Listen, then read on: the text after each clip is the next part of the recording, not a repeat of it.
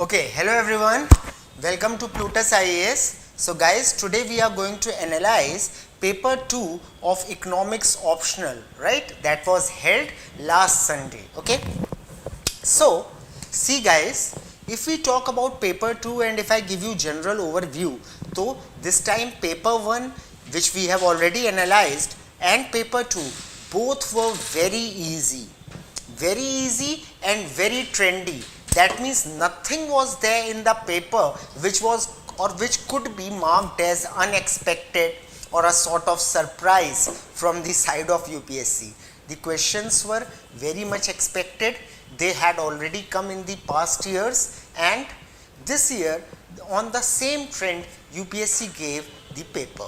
Okay, so we are going to analyze it. As you know that you have to write the answers in 150 or 250 or 200 words. So we are not going to go or dwell into the details of it, but I am going to give you the main pointers revolving around which you could have framed your answer. Okay, so let's get started. If I talk about question number 1, so question number 1, there are 5 parts 1 to E, and you had to write answers of these 5 parts in 150 words. Okay, so question number 1 is first part, that mention the items of economic drain from India as conceived by Dadabhai Naoroji. So see guys, if we talk about the concept of economic drain as mentioned by Dadabhai Naoroji, so he mentioned few things. First is excessive land revenue, right? When we talk about excessive land revenue, so what he said was that since Britishers were charging a lot of tax from the farmers and they were taking this tax from India to Britain, so this was a drain of wealth from India. Getting me? Second is home charges.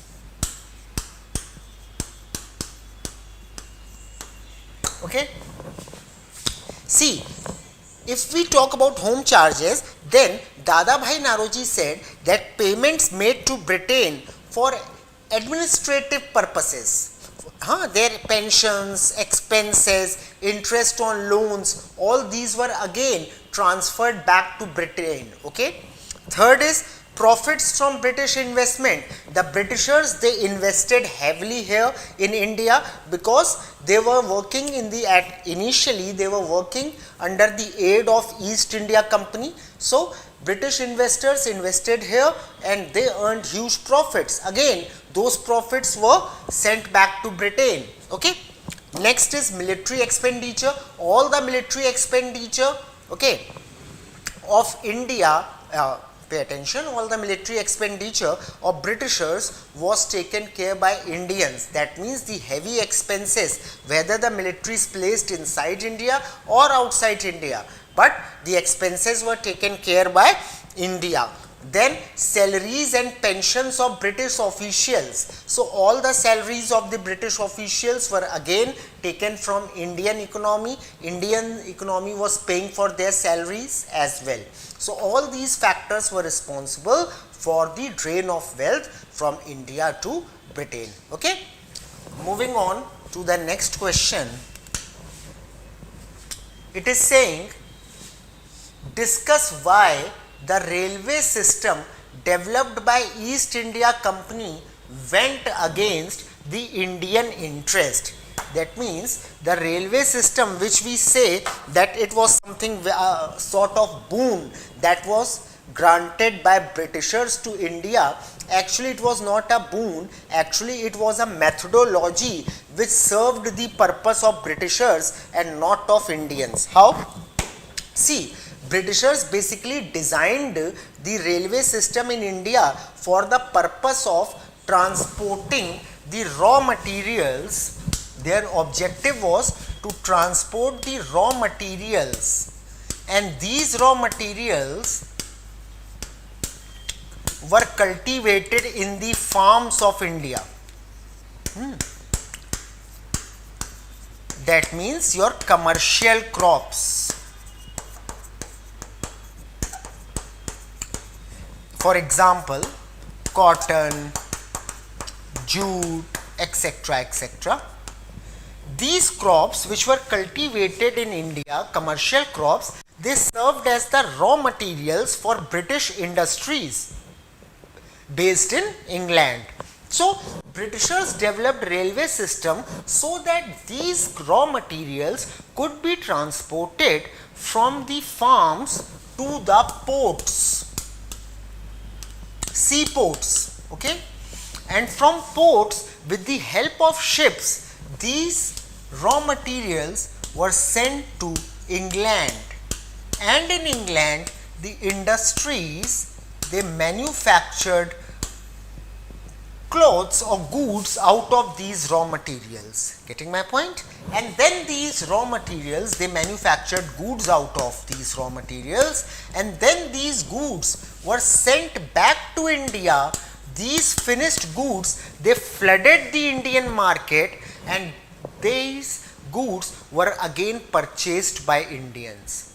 So are you understanding the loop? That's why, that was the reason why railways were basically developed by the Britishers. Getting my point?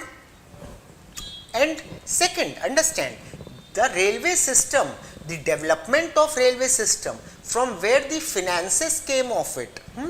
It was not financed by the Britishers. British government was not paying for it. The financial aspect of the railway was again taken care by Indians. It was derived from Indians, and how? By heavy taxation.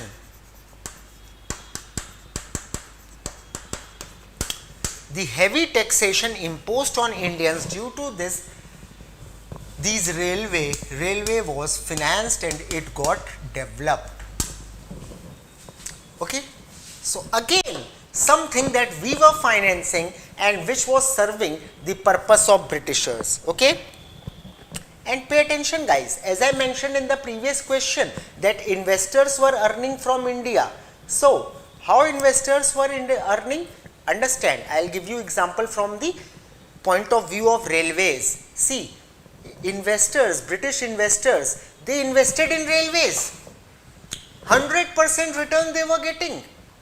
Their capital was all secure because they were not taking care of any expense. Getting my point? Yes or no?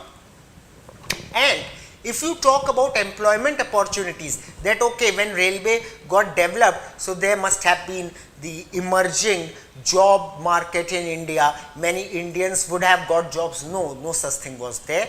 Any respectable position in railway was reserved for Britishers only.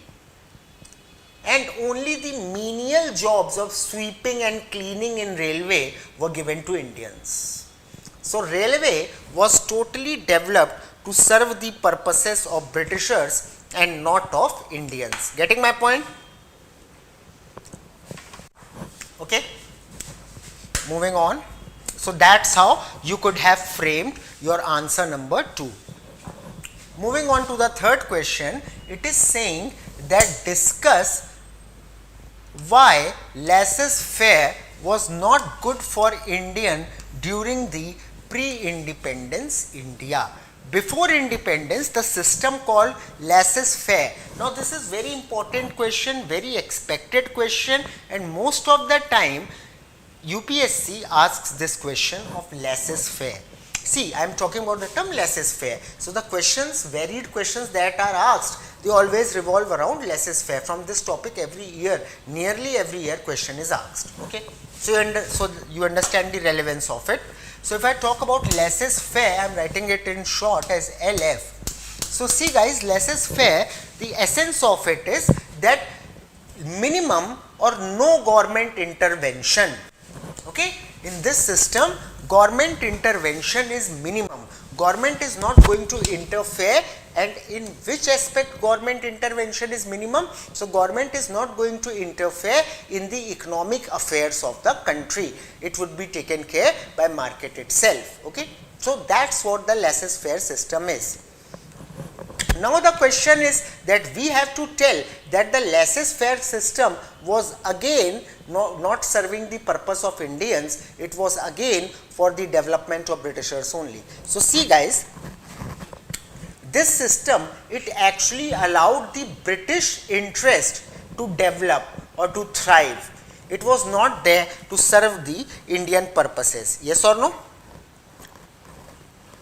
And this actually led to the development or growth of British economy without any restrictions. They could grow it, they could develop their economy without any hindrance. They could extract whatever they wanted from India. Getting my point or not? Due to this, what happened? That British industries, they manufactured goods, and these finished goods, they flooded the Indian markets. They were cheap because raw material was again manufactured in India, and it was very cheap for Britishers. Britishers purchased it for whatever rate they found suitable. Okay, they did not consider even, and many times these raw materials were purchased at the cost which was less than the cost that was incurred by the farmers in growing these materials. Understanding? Yes or no? And these goods, they flooded the market, they were cheap, and particularly textile goods, and this devastated, actually this led to the devastation of Indian handloom industries. Understood? Now, under this laissez-faire system, the handloom industry of India was getting exploited. But why? Because of this export of raw materials and import of the finished goods. And guys, there was no protection because government was not intervening. So there was no protection given to the struggling handloom industry. Understanding? Again, so this is what happened in terms of trade. Now, if we talk about in terms of infrastructure, so again due to laissez-faire system, no attention was given to the development of very much required infrastructure in India. Are you understanding? And infrastructure at that point of time was very much essential for the growth of India and to cater to the needs of Indians, but no such step was taken. Okay, the colonial government, its only agenda was to prioritize the British interest. The government was not here to look after the interest of Indians. Its only and only agenda was to prioritize British agenda. Okay, clear? So that all you could have written in this question. Moving on. Next is describe why farmers derive little benefits from the commercialization of agriculture in pre-independence India. Okay, so we have to tell that why farmers were not able to derive any, you can say, substantial amount of benefits from the commercialization of agriculture. So see guys, what Britishers did was they influenced the farmers, actually not directly the farmers, they indirectly influenced the farmers. How?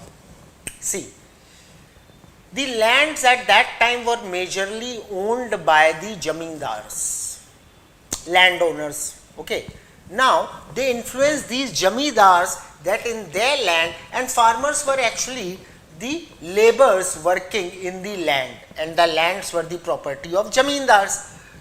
So Britishers, they influenced the jamindars to encourage the farmers to grow the commercial crops. Why?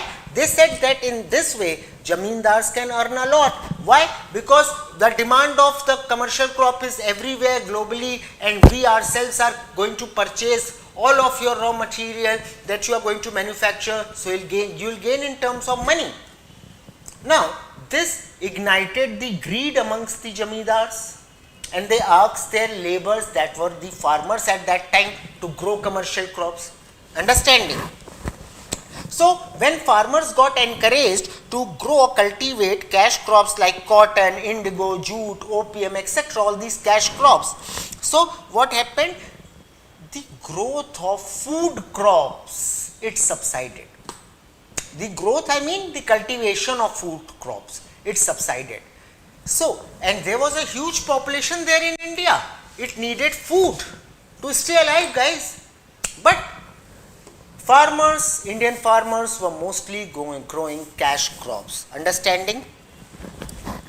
Now, what this thing led to, first of all, it influenced the nutritional value in India. There wasn't sufficient food here to serve its population or to cater to the needs of the population. Secondly, when farmers are engaged in the cash crops, and cash crops are actually market dependent.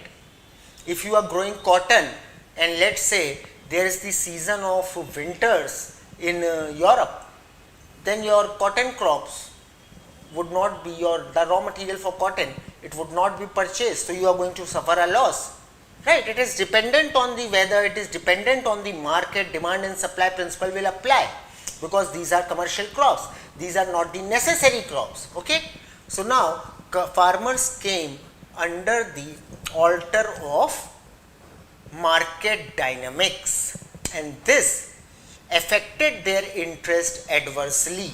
Getting my point? As I told you already, that Britishers were mainly concerned in profit maximization. So their policies, they were not directly giving any sort of benefit to the farmers. Rather, the landlords and the middleman, they earned all the benefit of the cash crops. Whatever little benefit was there of cash crops, it was earned by the middleman, not the farmers. Okay? And farmers, they remain impoverished. High land taxes were imposed on them, and then they were exploited by the money lenders, because they borrowed the money from the money lenders to grow such crops. Understanding, guys? Then again, there was the lack of modern technology. Infrastructure was lacking in the farming, and without the modern technology, without infrastructure, the yield of the crops will not be that high. So mostly the farmers which were growing these crops, they landed in the loss side of the deal. Okay, they were not gaining anything, rather they were making loss. Understood? Thereby devastating them financially as well. And they, as I told you earlier, they had taken loan from the money lenders to grow these crops. So now they were again exploited by the money lenders. Is it clear, guys? Right?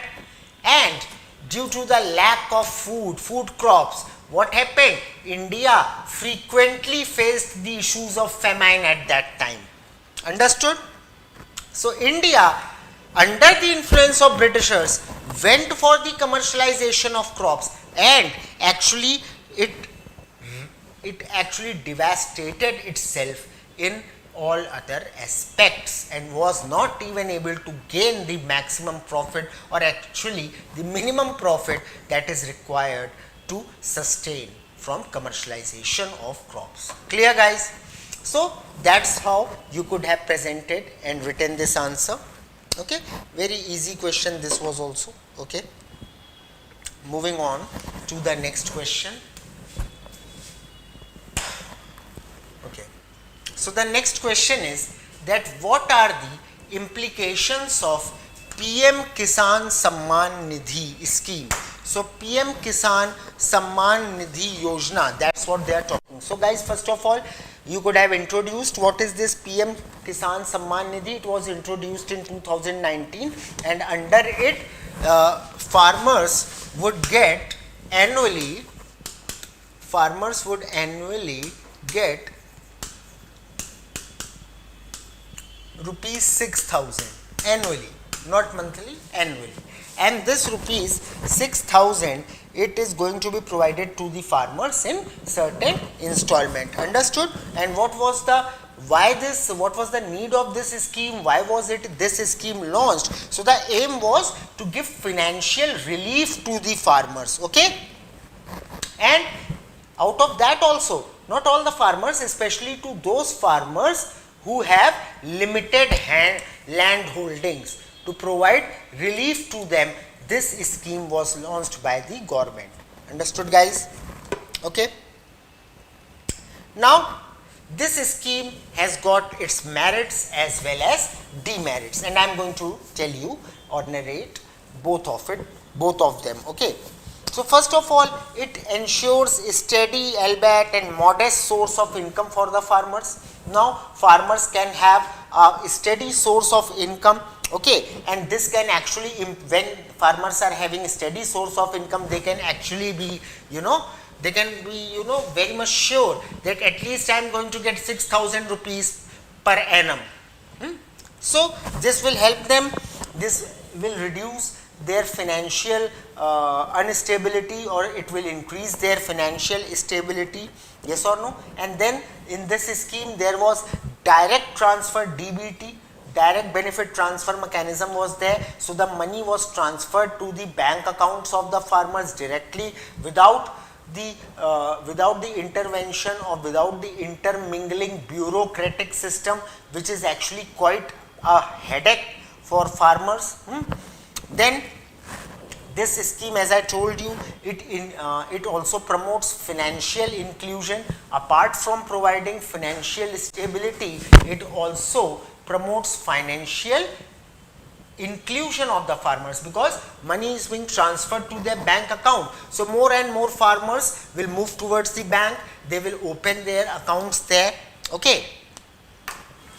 But again there are certain challenges which persist despite of the launch of this scheme. See guys, the amount, as I told you, 6,000 annually, it is a very small, or it is a very it is non-significant amount. 6,000 rupees annually is nothing, 500 rupees per month. So actually it is not going to serve any great purpose. Getting my point? It is actually insufficient even to cover the cost of farming, okay. Then there are again the problem is that farmers, just a minute, yeah, that first of all this is insufficient. Then there are also the concerns about the proper identification of beneficiaries. The corruption thing is again the part of it. You see, the corruption, it gets involved in whatever thing government promotes. This is the common thing in India. So again the beneficiaries, the people who were getting benefited from it, their identity crisis were there. So the actual needy, they were not getting it, but others, they were making profit out of this scheme. Getting my point? So these are the few challenges you could have written and explained, okay. Moving on.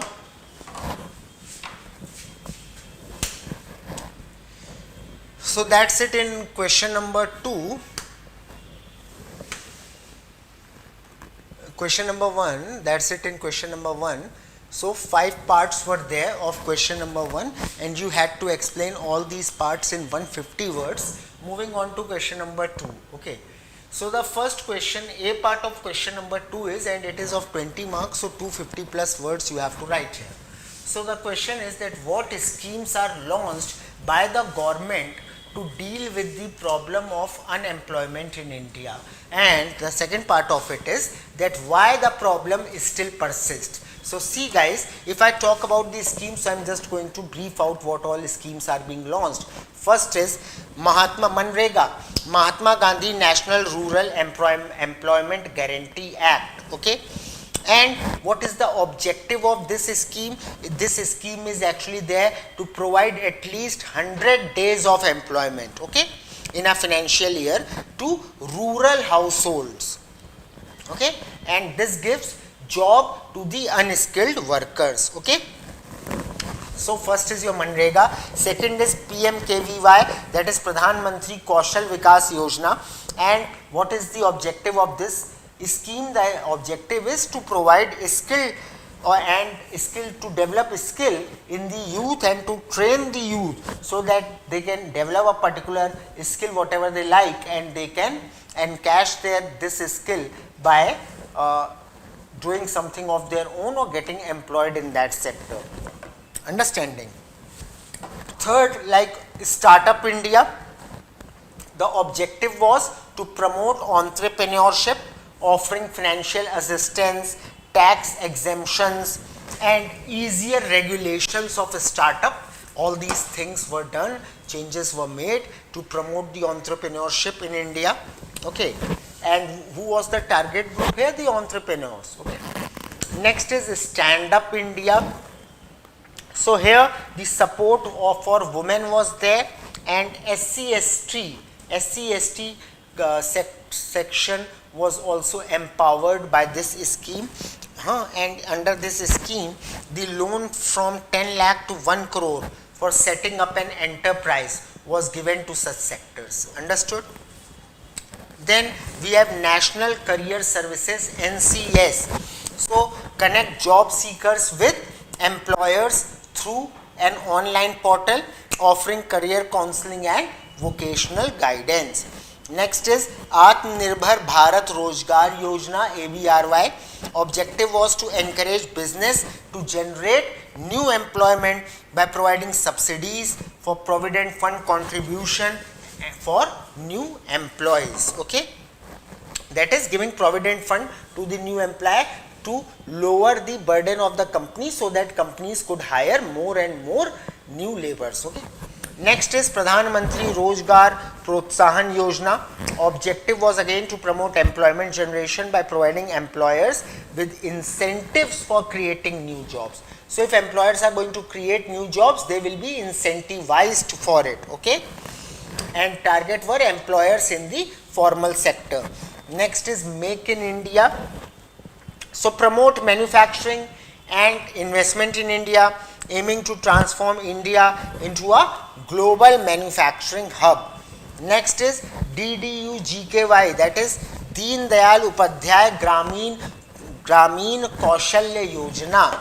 So here again the objective was to provide skill training to rural youth of the rural areas, village areas, to improve their employment prospect. Next is Prime Minister's Employment Generation Program, that is PMEGP, and its objective was to assist unemployed youth in establishing micro enterprises in rural and urban areas. So these are, I mentioned 10 schemes. You could have mentioned few of them depending on how you were presenting the answer, and could have explained that what the objective was. So these are the schemes or steps taken by the government to curb the unemployment. But again the question arises that why is still if so many steps are taken, if so many schemes are launched, then why is unemployment is again a big problem in India? Why hasn't it vanished? Why government was not able to tackle it? So see guys, launching a scheme is one thing and implementation of that scheme is another thing. On ground level, you have to get the things implemented, you have to get the things working, then only the beneficiaries could, then only the needy could become the beneficiaries. The problem with these schemes were that they're operational. See, the framing and objective and intention were very good of the government, but again if we talk about the application, so it was bad. Still in the ground level, first of all, most of the people, most of the needy, they are not aware of these schemes. So lack of awareness is there. So when they are not aware, how can they get benefits out of these schemes? Again, second portion that has been a long curse for India, the bureaucracy system here. The bureaucrats or the offices where, public offices from where the needy could get the benefits of these schemes, they are again sort of corrupt, you can say, or the mechanism is not good. So again the needy are not getting served. Third, government is still not able to recognize the people, the proper data, authentic data, that who all are the beneficiaries, because again the thing of brokers enter the play, actually I should say the plague of brokers, it also enters in the scenario, and for profit maximization they are using these schemes. Okay, so all these problems are there which you could have illustrated. Clear guys? Moving on to the next question. It is, why the Mahalanobis strategy of development was abandoned? What were its inadequacies? So guys, if you know that Mahalanobis model of development of India, the first 5-year plan and the second as well, These were based on the, and Mahalanobis was a statistician. He was the planner, the first planner of Indian economy after independence. So he framed a plan under Nehru. Nehruji was the prime minister at that time, and this plan is known as Mahalanobis plan. Okay, and it was actually applicable also for 2 to 3 5-year plans. Not much in 3, but yeah, for first 2 it was totally there. In third also it was there. Okay. So now the question is asking you that why this plan was abandoned. What happened? What were the inadequacies that it was abandoned? And you have to write it in 15 words. That means 250 words. 15 marker question. That means 250 words. So see guys, if we talk about, as I told you, he was a statistician who made the plan. So Mahalanobis' strategy for development was actually implemented in India in the second 5-year plan, that is from 1956 to 1961, and it emphasized on rapid industrialization, particularly focusing on heavy industries and capital goods. So what was the idea of Mahalanobis? His idea was that Mahalanobis' idea was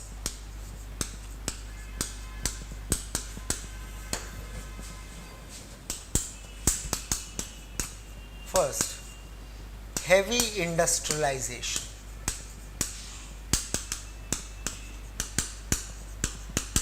And how can it be done? By the manufacturing of capital goods. Okay, that was the core idea of Mahalanobis. Okay. And this strategy is named, as I told you. If I talk about the influence, so influence on this strategy is from Soviet. This strategy was under Soviet influence. Soviet Union, now Russia. Okay, Soviet Union got divided. Okay. And this scheme actually aimed to achieve self-reliance and economic growth through state-led investment in heavy industries. So that was the third point, that there will be state-led investment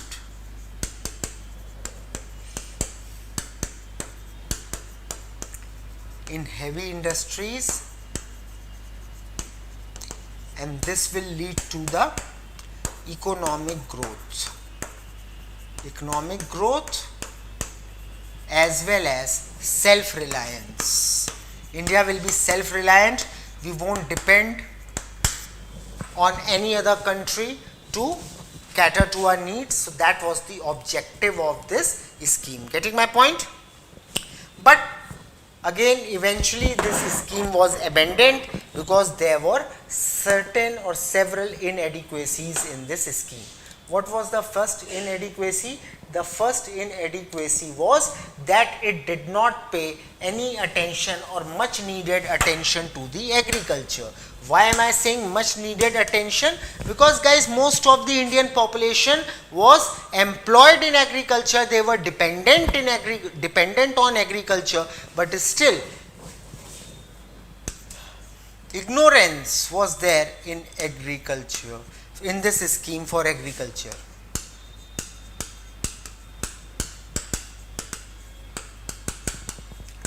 Okay, ignorance of agriculture was there, or you can say neglect of agriculture was there. Then imbalance in social development. What do you mean by this? See guys, there was the focus on capital goods, yes or no, like steel, machinery, all these things. What are capital goods?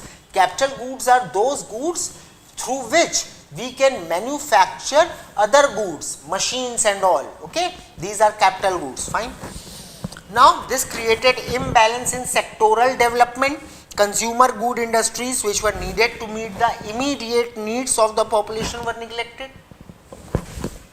Consumer goods were neglected, right?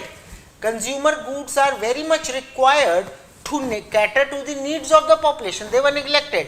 We are looking at the future. We are working for future. We are manufacturing capital goods, and in future these capital goods will manufacture consumer goods. But what about today? I am hungry today. I need food today.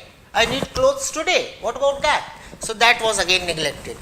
Then here again, slow growth of employment. See guys, if you talk about consumption good industries. So demand of it is so high because these are consumption good industries are manufacturing necessary goods as well. Now, so demand is high, so more and more people get employment. But if we talk about capital good industry, so first of all the qualifications required to work in capital good industry, everyone doesn't match that qualification. Yes or no? So employment generation was also slow and slow growth was also here. Okay. Then underutilization of industrial capacity. Under this model, what happened was that since there was inadequate demand was of consumer goods, inadequate demand of capital goods. So when inadequate demand was there, then supply will also be low, and when supply will be low, then many people will not get the employment. Yes or no? This again led to high fiscal deficit and inflation. Getting my point? Why? Because these industries were majorly funded by the government, and when government is funding it, so from where will the money come? So government has to borrow the money, okay, thereby fiscal deficit will rise. Understanding? Next is import dependence and foreign exchange crisis. From where are you going to get the raw material? You have to rely, or from where are you going to get the technology to manufacture capital goods? You again have to rely on foreigners, so again import will be there, raising the import, okay, and when imports will rise, you are exporting very less or negligible and you are importing heavily, then what will happen? Foreign exchange crisis will arise, okay.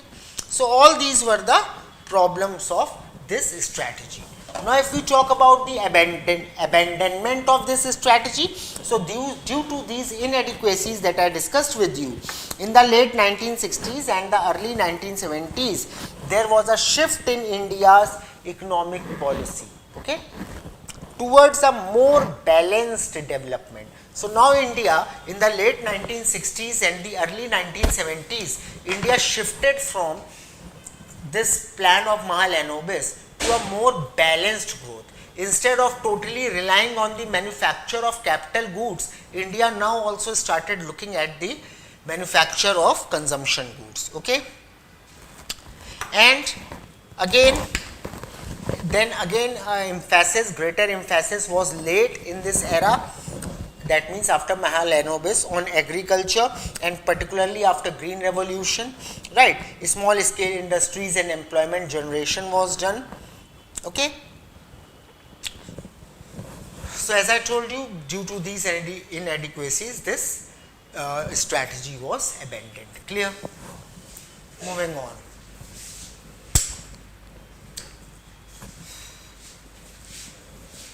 Next is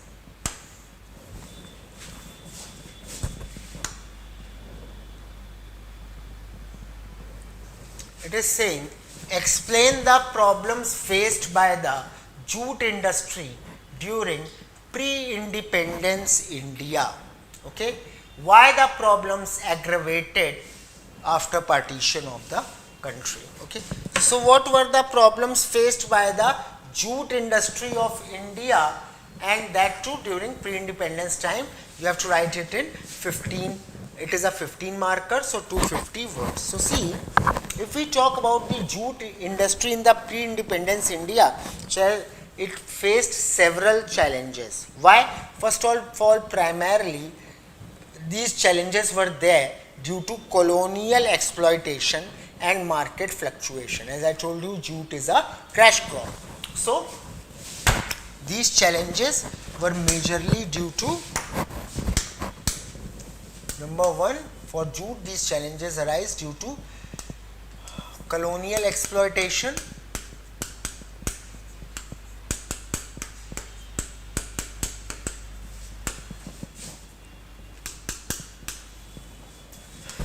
and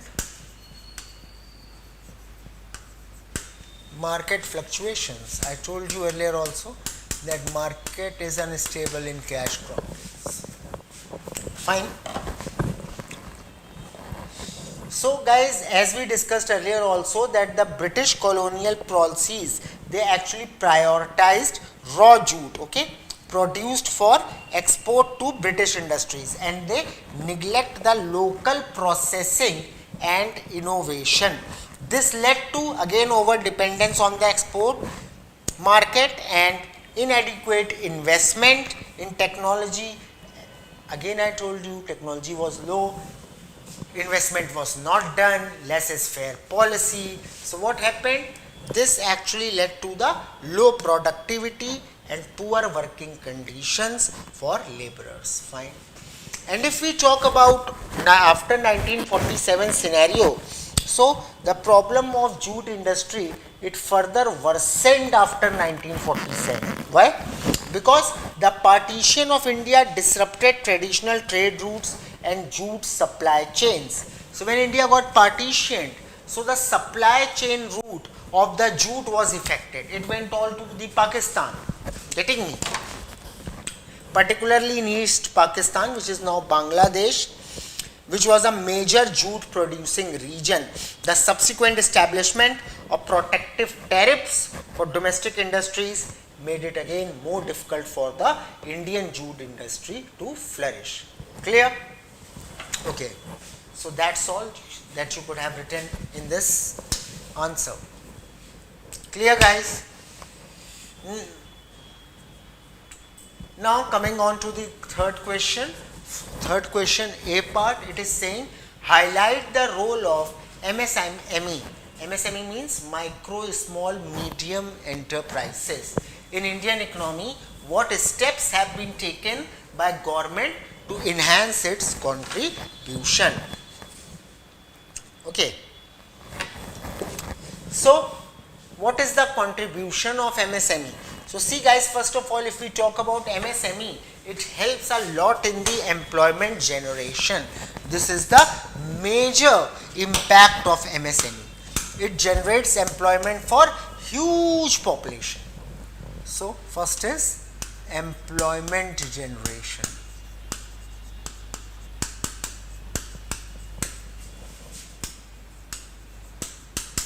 So many people get employment due to MSME, okay? And it actually, if I give you the figure, it provides employment to 110 million people, okay? So it actually gives employment to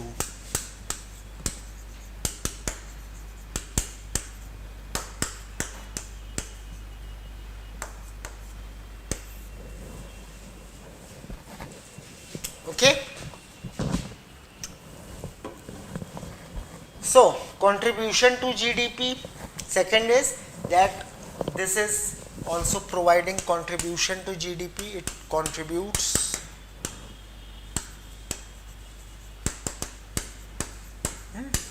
contributor of GDP, and it actually contributes, again if I give you figure, so approximately 30% of it, of the contribution to GDP is by MSME, okay? Then MSME also help in export promotion.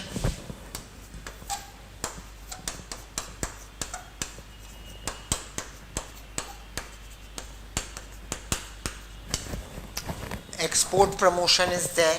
Then it also helps in regional development. It actually balances the regional development, because in every region MSMEs are employed. So when MSMEs are there, so regional development can be there, balanced regional development can be there.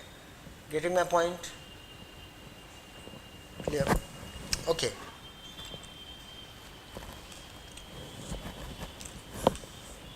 Now, so this is all that you could have mentioned, that this is how MSME helps in the growth. Now, what this all is the contribution of MSME. Now, if I talk about government initiatives to strengthen MSME, so first of all, the policy framework. So government actually establishes various policies to promote MSME, okay, like Act of 2006, that is Micro, Small and Medium Enterprises Development Act, okay. This provides a framework for development of MSME. So the act, MSMED Act,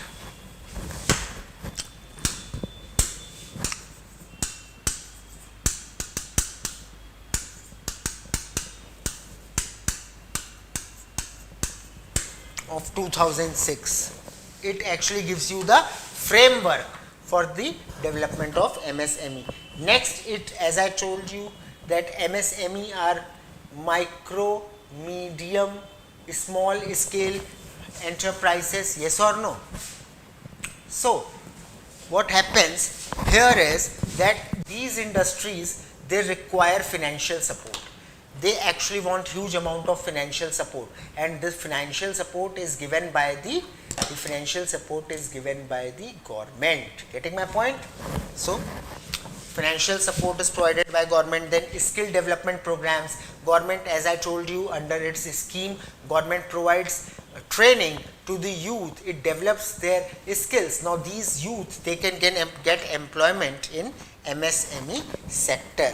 Then digital transformation, as you know that Modi government is actually trying to digitalize India. Now this digital transformation in MSME case, now MSMEs can get the loan digitally without much paperwork done. So this again makes it easier, or it makes the environment more congenial for the functioning of MSME. Next is market access initiative. Government is trying to develop a market, and that to nearby the MSMEs, where they can thrive, where they can sell out their goods. They don't have to invest a lot to sell out. So all these things and support mechanisms have been adopted by the government, and government is also developing logistics or infrastructure for the promotion of MSME. So all this you could have written. Clear, guys? Moving on to the next question.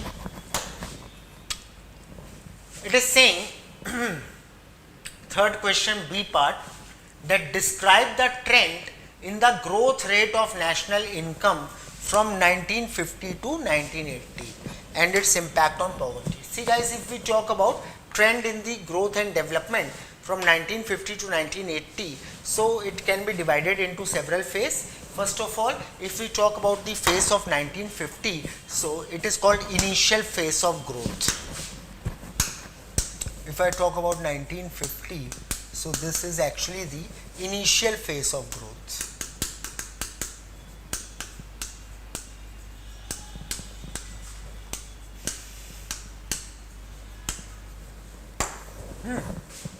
So what happened here, and this period, if I talk about the period, so the period is from 1950 to 1960. This initial phase, it is from 1950 to 1960. Fine. The growth rate of national income or GDP during this period was relatively modest, and the aggregate was around here. The growth rate was 3.5%. Modest growth rate. Okay, Indian economy was growing with 3.5%. Okay, why? Because actually India just got its independence. It was actually emerging from the colonial rule, and the focus was on rebuilding the economy. As I told you, capital goods were manufactured and all for the future purposes. The government adopted a mixed economy model, right, with an emphasis on heavy industries. I told you Mahal-Anobis model or strategy was applicable at this time, and infrastructure development as articulated as the first in first 5-year plan. So during this time, government was actually shaping the economy. It was developing the heavy industries. It was promoting the growth of capital goods. It was also laying emphasis on infrastructure. Okay, and all this was illustrated or articulated in first 5-year plan. Okay, fine. Second phase from 1960s. So this phase is actually from the first 5-year plan to the Green Revolution. If I talk about this phase, so 1960s phase, 60s, from first 5-year plan to Green Revolution.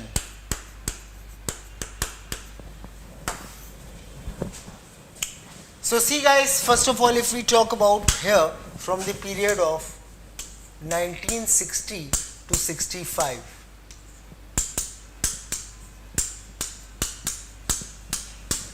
the period from 1960 to 65.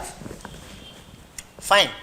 So see, during this period, the the growth rate, average growth rate, it improved slightly.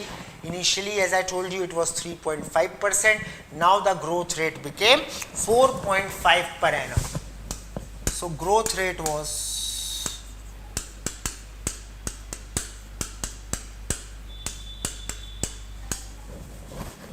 fine.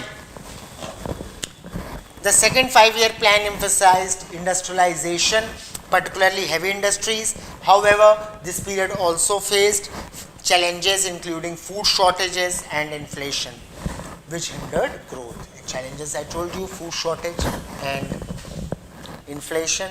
Okay, so that's the characteristic of 1960 to 1965. Now, from 65 to 65 to 70, in this period the growth rate it slowed down. It came down from 4.5% that was there from 60 to 65. In this period the growth rate declined and became 3.3% per annum was the growth rate. Okay, and why was this slowdown? This slowdown is actually attributed to poor monsoon leading to agriculture distress as well as external challenges. Getting my point? Like Indo-Pak war was there, then Indo-China war was also there. Sorry, Indo-China war was in 62. Indo-Pak war was there. Okay, and the consequences of Indo-China, Indo-Pak war, they were all faced in this 5-year. Okay, and this all restrained or reduced the resources. Getting my point? Now the third period under this is from 1970 to 1980. From 1970 to 1980. Now in this period the growth rate it became to improve, and the growth rate in this period it became 5.4% per annum growth. Clear? This was the growth rate. And why? Because green revolution was introduced, high yielding variety crops, improved irrigation and fertilization. All this, what happened by this? Under green revolution, what happened? High irrigation or high yielding crops were there, irrigation facilities were there, fertilizers were there. So due to use of all this, the agricultural productivity, it improved. Yes or no? Right. And your third 5-year plan and the subsequent plans, they also focused on self-reliance. Okay. So all this led to the improvisation in the growth rate. Is it clear, guys? And if we talk about overall growth rate, so overall growth rate,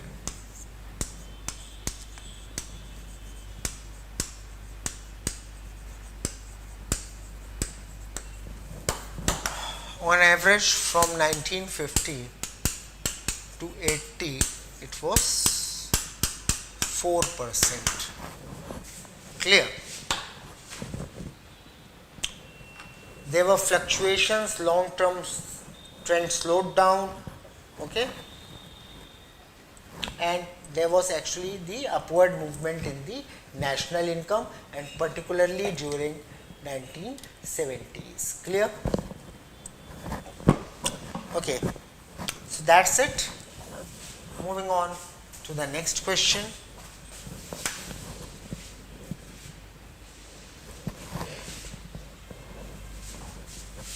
Third question, C part. It is saying that we have to discuss the inadequacies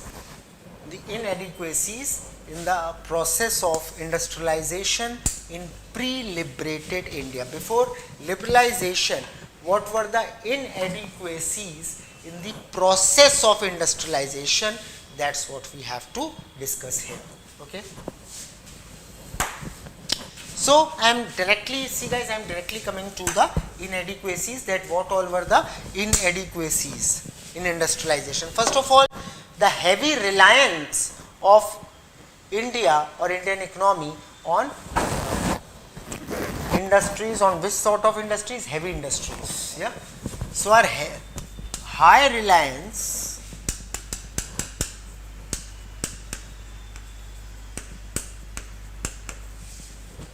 on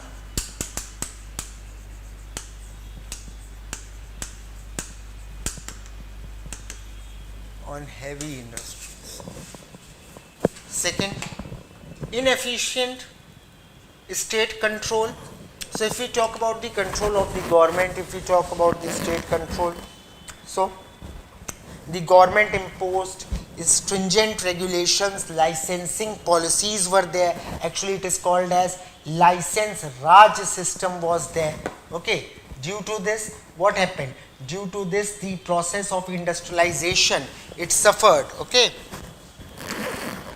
Next is lack of technological advancement, not much technological advancement was there. Then infrastructure was also lagging. There wasn't proper infrastructure that could assist in the growth of industries. Fine. So, and then tax, you see, corruption was also you can say that corruption was also the reason responsible. So all these are the problems. Okay, moving on.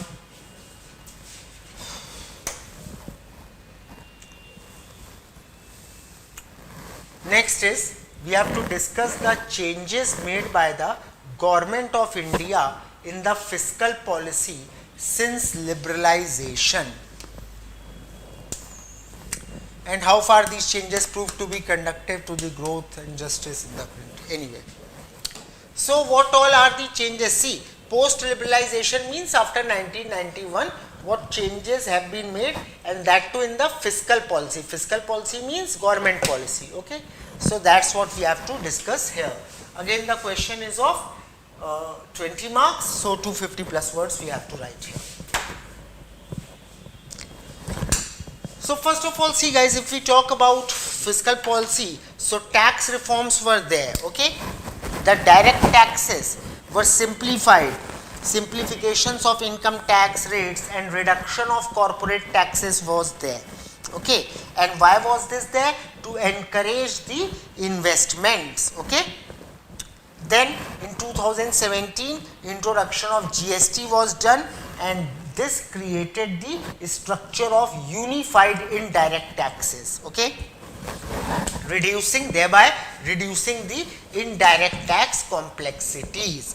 Next, if we talk about indirect tax, so the more after 1991, the rationalization of indirect taxes has been done by the government. If we second, you can say, so first was your tax reforms.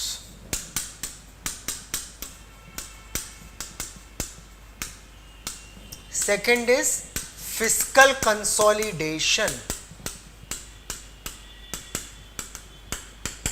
So what is done under fiscal consolidation?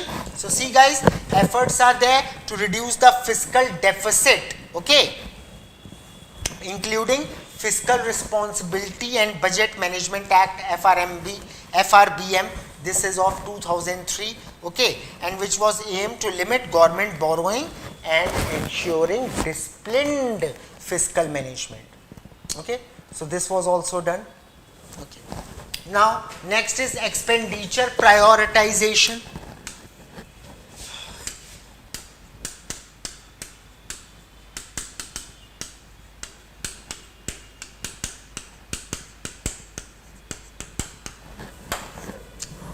So if we talk about expenditure, so focus shifted towards developmental expenditures. Now government started spending on the development, okay, including infrastructure, healthcare, education, while reducing subsidies on non-productive assets. Okay. However, subsidies for essential goods and welfare schemes were maintained in social equity. For social equity, subsidies were given for necessary goods, but again the shift of government was towards the growth of developmental assets. Okay. Next is social sector investment. So programs like Manrega, etc. We have discussed it earlier. All those we are not going to discuss it again. Many schemes launched by government. So for the development of social sector investment, government is trying to reduce unemployment. Getting my point? So all these things were done by government. Fine. Now if we talk about impact on growth and social justice, that is the second part of the question. So the fiscal policy changes, they have facilitated higher growth. Now GDP growth rate is averaging, as I told you, from 1950 to 80 it was 4%, 80 to 90 it was 4 to 5 nearly. But after the liberalization and after these effects or after these things undertaken by government, now the GDP is averaging around 7%. 6 to 7. That's the average GDP with which country is growing. Okay. Now, as I told you earlier that there was license Raj system, but due to the change in the government policies and emphasis of government on the required or essentials, now government is also promoting the private sector. So due to the participation and promotion of private sector and the foreign policies, what has happened? The growth has increased. Understood? Social justice has been addressed through welfare schemes as well, rural employment, rural skill development. All these measures have been taken by the government. Clear, guys? Okay.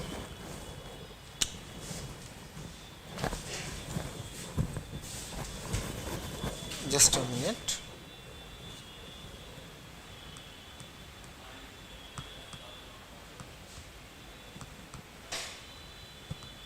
Just a minute, moving on to next question. Wait.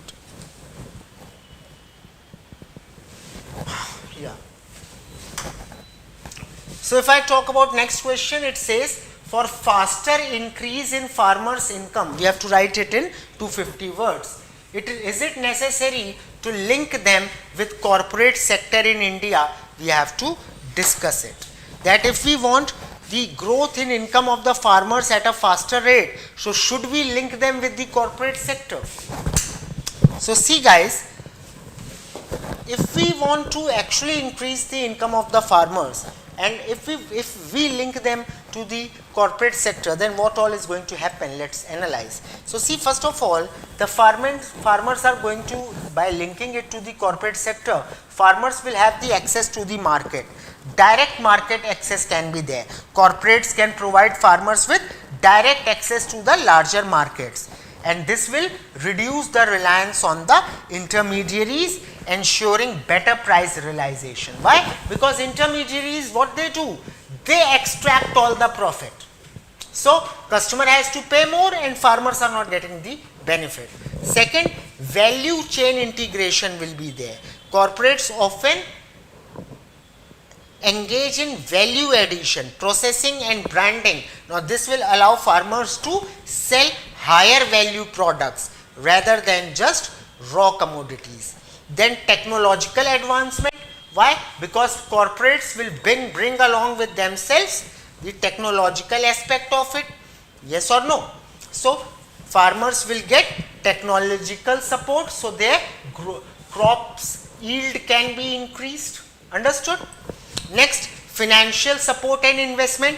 By linking with the corporates, farmers can get financial support. Corporates will invest in the agriculture, so agriculture will grow at a higher rate. Then infrastructure development will be there. Proper irrigation system can also be provided when the agriculture will get, and this is one of the inherent problem of agriculture in India, that it has not received the required infra. So by the involvement of the corporate, the agriculture will get much awaited infra. Getting my point? Okay. Then stable income.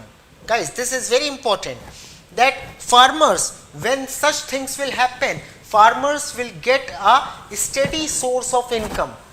It won't be like that farmers are only relying on the weather, on the season. their steady source of income will be maintained. Okay, very helpful for the farmers. But again, every pros has got some cons, so there are again challenges that we have to consider while linking the farmers with the corporate sector. Has high potential benefits, as I have told you, but there are several challenges as well. First is power imbalance. Now you see, corporates may exert significant control over the pricing. Now if we talk about the food, if we talk about the staple, this is this comes under the necessary goods required to live, and if corporates get involved, they may increase the price of it. Getting my point? Then land rights. Corporates are concerned with the profit maximization. They can increase the prices of land. Prices of land will hike. The lands can even, and due to this, farmers may start selling out their land for quick money, and this can actually make the corporates the owner of the lands and make the farmers the laborers in the land, as was the case with the jamidars during the British era. So this is also the risk here. Okay, and sustainability, that there is no need to ensure that corporate practice, they are not going to exploit the farmers in reality or after some time. So all these issues are linked with this involvement of farmers in the with the corporate sector. Getting my point? Okay, moving on. Okay, so guys, let's wait for 5 minutes, then we are going to do a question of section B and one question of section A as well. So after the break of 5 to 7 minutes, we are going to get started with it. Okay, a quick break of 5 to 7 minutes. Thank you.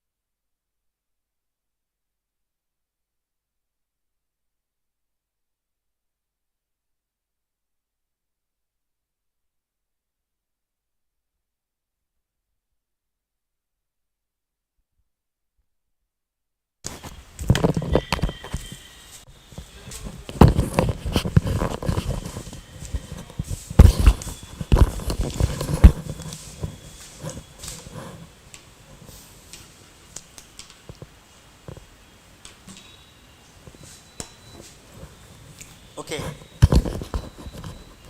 Okay, hello everyone, welcome back. So guys, now talking about the next question, it is saying that what are the main features of TRIMS and how does it act against Indian interest? So what are the features of TRIMS and how it is against Indian interest? That's what we have to tell. Okay. So see guys, if we talk about TRIMS, so TRIMS means trade related investment measures. Okay. Short form is TRIMS, full form is trade related investment measures. And it is actually an agreement under the WTO, World Trade Organization, okay, that addresses the trade effects of certain investment measures, okay, and these measures are adopted by the member countries. So I am going to tell you what are the main features of this agreement called TRIMS. So first is that it is non-discrimination policy. Okay, that means that TRIMS enforces the principles of non-discrimination, meaning that countries cannot favor domestic investors over the foreign investors. So for example, if we talk in context of India, so Indian government, it cannot favor the domestic investors. It cannot do so that domestic investor, since it is the part, that investor is the part of the country, so government is favoring that investor. No, that cannot be done. Whether it is domestic investor, whether it is foreign investor, government has to be unbiased. Okay. This includes or this ensures that all investors receive equal treatment. You cannot give extra support to the domestic investor. No. Okay. Second is prohibition of certain measures. Certain measures are there which are prohibited under TRIMS. What are these? That TRIMS prohibits specific investment measures that can distort trade, such as local content requirement. Okay.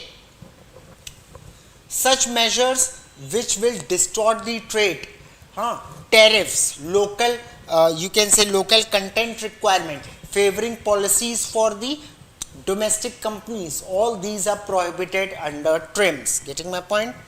Next is transparency. So member countries must publish all laws, regulations and measures affecting investment and trade, ensuring transparency. So you have to clarify, you have to be very clear, you have to be very transparent that these are the laws that will be there, these are the rules according to which trade will be done. Getting my point? Next is reviews and enforcement. So the World Trade Organization provides mechanism for monitoring compliance with TRIMS. It has given a mechanism by which compliance with TRIMS can be done, allowing member states to challenge any measure that are inconsistent with the agreement. Okay. Now, how TRIMS is against Indian interest? Let's see that. So first of all guys, it restricts policy flexibility. TRIMS actually limits India's ability to implement local content. As I told, restriction on local content is there. Getting my point? Which are often crucial for nurturing domestic industries. If that be the case, then how can domestic industries be nurtured? Particularly in strategic sectors like manufacturing and technology. Then impact on development goals. So India's development goals may require productive measures to promote local industries and TRIMS can hinder it. Okay. Next is loss of sovereignty. Why? By restricting the types of investment measures that India can adopt, TRIMS can undermine country's sovereignty over its economic policies. Getting me? Next is increased competition. So this agreement can lead to increased foreign competition in local markets without providing sufficient support for Indian businesses which are actually developing as of now. They cannot compete with the foreign market or foreign companies. Getting my point? So due to these reasons, the trend is against the Indian interest of trade. Clear, guys? So all this you could have written in the answer. Moving on, we have completed section A, 4 questions of section A. Moving on to the section B. The 5th question of section B, again divided or segregated into 5 parts. Each part you have to describe in 150 word, carries 10 marks. Okay. So the first is that examine the alternative model of planning given by C.N. Vakil. So see, guys, when Mahalanobis gave his model of development, C.N. Vakil, and Mahalanobis was a statistician, as I have told you earlier. At that point, his contemporary C.N. Vakil, who was actually an economist, he also gave his model of planning. But the government, Nehruvian government, it adopted Mahalanobis model. Now the question is asking us that what was C.N. Vakil's model of development. So see, guys, the approach or model of C.N. Vakil was actually an alternative model for planning, and it emphasized on decentralized participatory approach. Okay, model of C.N. Vakil, it emphasized on, or its focus was on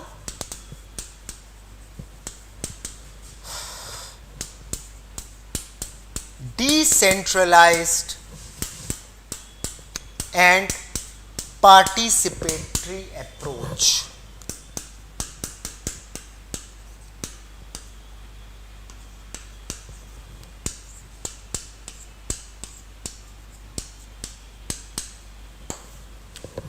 Participatory approach. Okay. So first step, that as I told you, the first component of this model is, or first component of this model was decentralization. So Vakil actually stressed the importance of local governance and decentralized planning. He said everything should not come from the center. There is importance of local governance. Why? Because every area is governed by its geography. So if local governance is there, then that can be more productive. You cannot set a protocol for different geographies and diversified cultures, because in India every place is different, it is so diversified. So local governance is very important here. Okay, suggesting that development should be tailored to the specific need and resources of individual regions. As I told you, geography matters here. Then imposed uniform central plan and authority. Second is participatory approach. He advocated active participation of local communities in the planning process, ensuring that their voices are heard and needs are considered in decision making.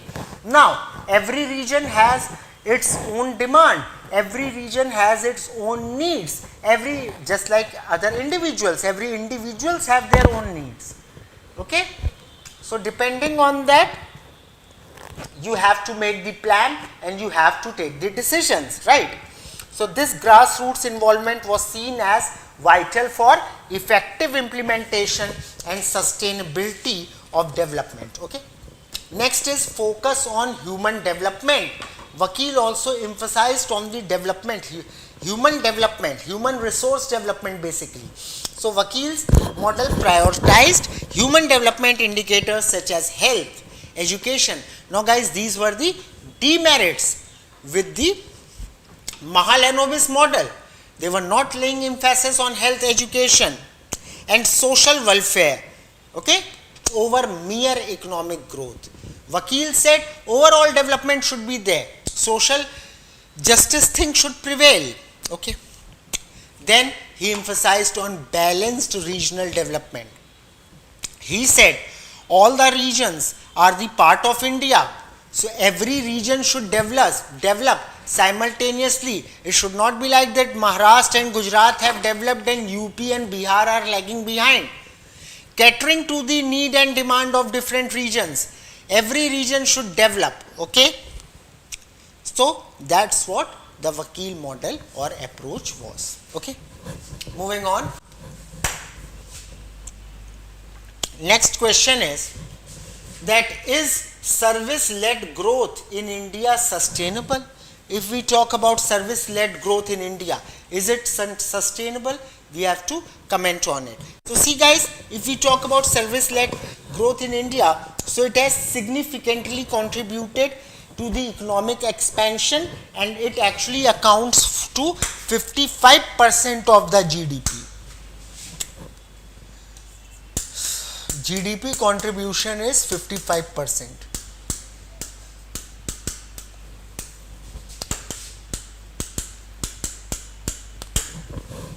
Getting my point? Okay. Now this growth model has its advantage, and such as it creates job, global competitiveness, and it has got some challenges as well, like it faces sustainability challenges.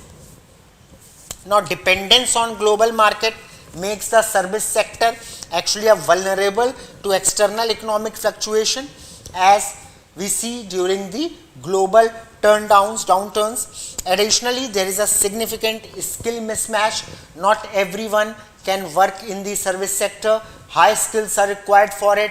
Thereby, this sector is limited to the elite class or very few people. Not everyone or most of the people can get employment through this sector. Okay, especially the workers of rural areas, they lack the skills, required skill or qualifications to be the part of the service sector. Okay, the focus of services has often overshadowed, and again the emergence and the role it plays in the contribution towards GDP, it has overshadowed the role of manufacturing and agriculture, okay, which are also very crucial for the balanced economical growth. Fine. Again, moreover, the rising income inequality and environmental concerns associated with certain service industries like tourism, they also pose further challenges. Okay, so all these are the things that are related to the service sector growth. I hope it is clear to you all. Moving on to the next question. Next is, they are saying that what are the implications of depreciating rupee on Indian economy. So we have to talk of effects of the depreciation in the Indian currency in Indian economy. So see guys, if we talk about depreciation of Indian rupee, so it has got several implications, like first of all, increased import cost. We all know that if rupee gets depreciated, then cost of import increases. Yes or no? Initially, if just giving you an example, first of all, increased import cost.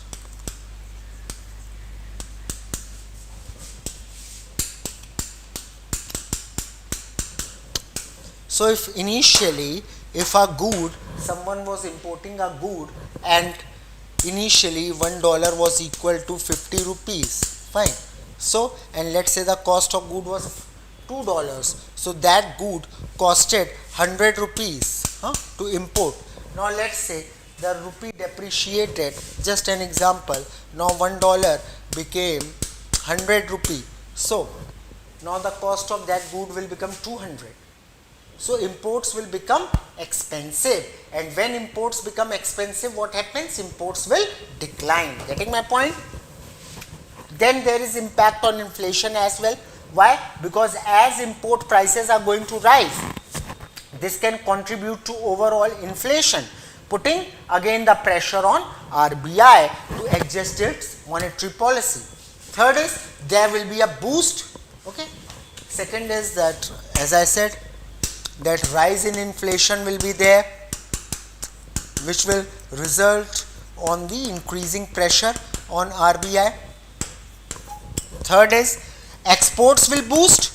Why? Because for foreigners, export will increase. Why? Because for foreigners, what will happen? The things have become cheaper. So more and more foreigners will purchase the goods from India. So export will increase. Now this is good for India. Current account deficit will reduce. Balance trade deficit will reduce. So exports will increase and imports will reduce. But this is bad. Rise in inflation. Okay. Then foreign debt servicing. Companies and the government with foreign denominated debt face higher repayment cost. Yes or no? Government, they have borrowed from Indian government always borrows, or most of the government always borrow from foreign. If we talk from the perspective of India, if rupee has depreciated, so the payment cost will become high. Yes or no? Even companies which have borrowed from abroad, they will face higher payment cost. Getting my point? If we talk about foreign investment, so see guys, while some companies may look at it as an opportunity to invest, others may think that economy is deteriorating and they may not invest. Getting my point? So overall we can say that depreciating rupee represents, or it expresses, both the challenges and the opportunities. Clear guys?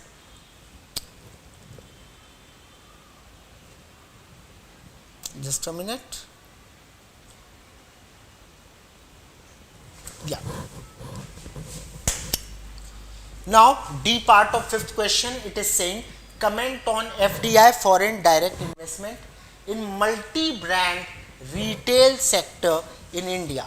So see guys, if we talk about FDI in multi-brand retail sector, so it has been a continuous issue reflecting both potential benefits as well as challenges. Okay. In 2011, giving you a brief context of it, the Indian government allowed up to 51% FDI in multi-brand retail, aiming to modernize the retail sector, improve supply chains and enhance consumer choices. So in 2011,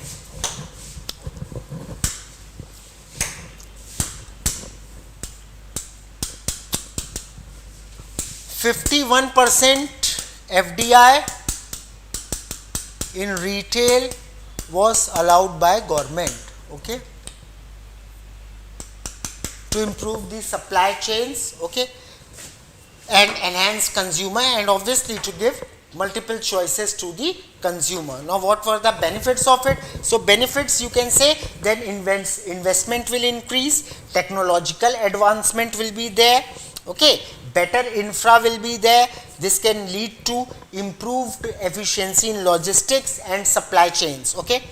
It is also expected to create jobs, boost local economies and enhance competition, benefiting consumers. Consumers will be benefited, fine, and lower the prices and better the services. However, you know, challenges are also there, that overall impact on the small retailers. If you talk about small retailers, they will be affected by it, and local businesses which fear being out competed by large foreign players, and that's obvious. When big companies will enter the retail sector, so small businesses, they are going to be adversely affected.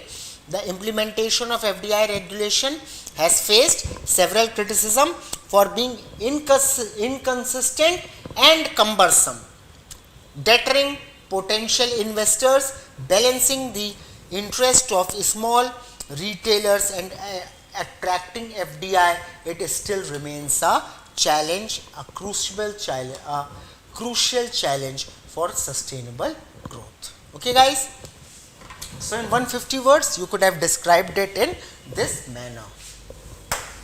Moving on, E part, fifth question, E part, it is saying, is poverty capability deprivation? If you talk about poverty, so is it a capability deprivation? And it is asking you to discuss it. So see guys, I'll tell you my view on it, the approach that you could have adopted to describe it, to comment on it. So see, that poverty as capability deprivation, it is if it is actually a concept that was given by Indian Nobel laureate Amartya Sen.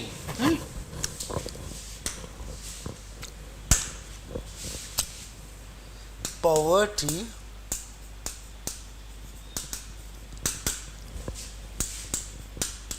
is a capability deprivation. This is the article of concept of Indian Nobel laureate Amartya Sen, economist, Indian economist, developmental economist he is. And this emphasizes that poverty extends beyond mere lack of income to encompass the inability to achieve basic capabilities essential for a dignified life. This approach also highlights that individuals face deprivation in various dimensions such as education, health, nutrition, and access to essential services due to poverty. Getting me? According to Sen, true poverty is measured by what people can effectively do or be rather than just their economic resources. So Sen emphasizes that what people can become, what all their capabilities are, all these capabilities are getting undermined. Why? Because people are in poverty and their capabilities or potential cannot be used. Getting me? For instance, a person may have sufficient income but still suffer from poverty if they lack access to education or health care, limiting their potential and quality of life.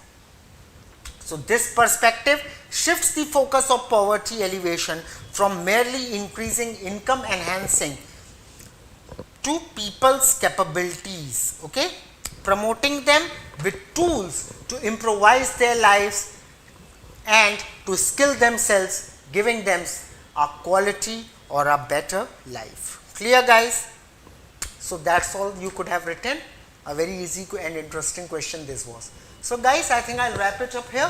Few questions are left, 3 questions that we will do in the next part of this video. Okay, so that's it for today. Thank you. Take care. Bye bye. I hope you understood and enjoyed the concept. Thank you.